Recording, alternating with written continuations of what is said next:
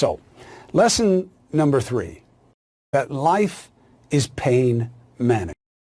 Personally, professionally, politically.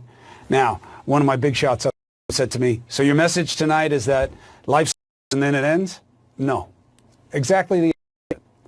That the only mistake you make in life is to deal with the hard parts. Because as we all know, brothers and sisters, pain will come. It is part of life. Loss, longing, death, lovelessness, failure, physical pain, professional disappointment, personal doubts and misgivings, psychological angst. It's all going to come. What's the mistake? That it comes? No, that's reality. The mistake is that we don't deal with it too often, especially men. We make a mistake seeing toughness as denial. I'm okay. I don't have to deal with it. I'll drink it away. Strength is dealing, not denying. You learn with life to manage your way. You have to, because that's how you. By coping, you improve. And by improving, you avoid more of the same type of pain. COVID took me low.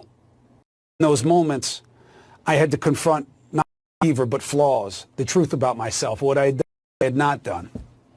But more importantly, I confronted something you rarely hear men talk about: pain, fear, how I had been hurt, how situations had hurt me, how I had hurt others.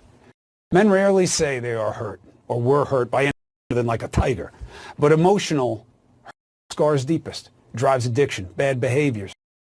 We have to be strong enough to deal with what is our desperation, life management. Around us as well.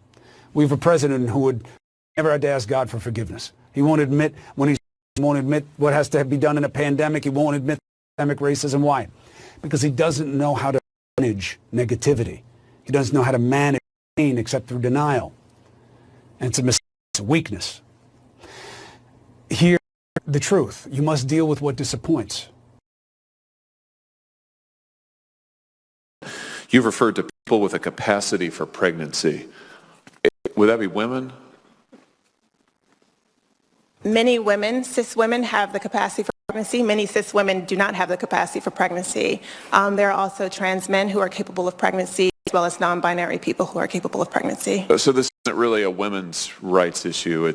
We recognize that this impacts women while also recognizing that it impacts other groups. Those things are not mutually exclusive, Senator Hawley. Oh, so your view is that the core of this right then is about what?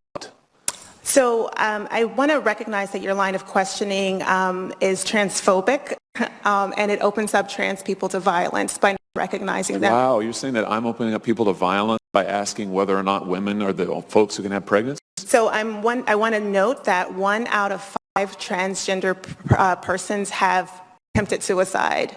So I think it's important because of my line of questioning? Because, so we can't talk about it? Because denying that trans people exist and pretending not to know that they exist I'm denying that trans people exist by asking you if you're talking about women having pregnancies? Do you believe that men can get pregnant?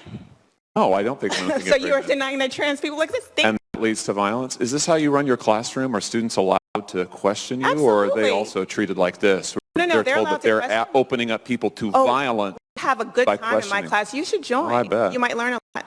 Wow, I would learn a lot. I've learned a lot just in this exchange. Absolutely. Extraordinary. Yep. That is the language of psychophancy.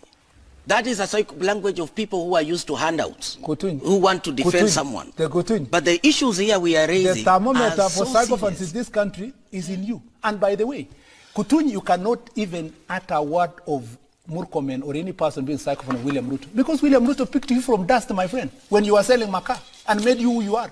You cannot be hard to insult William Ruto and say we are in psychophone. But at the same Murkomen, I picked you from the streets and made you the senator. Come on, I used to give you money every week, and you know that. You know, don't lie. My wife used to support you every week. Don't make lies. Because you come from the same region. So you must also respect us. So we are not psychopaths. I think we are digressing into others. You remember I used to support you every week when you're going to Arambes. Right, now that you brought that issue. And even the M-Pesa, still the records are there. Relax. Okay. Don't lie. Even the first car I bought for you, you remember?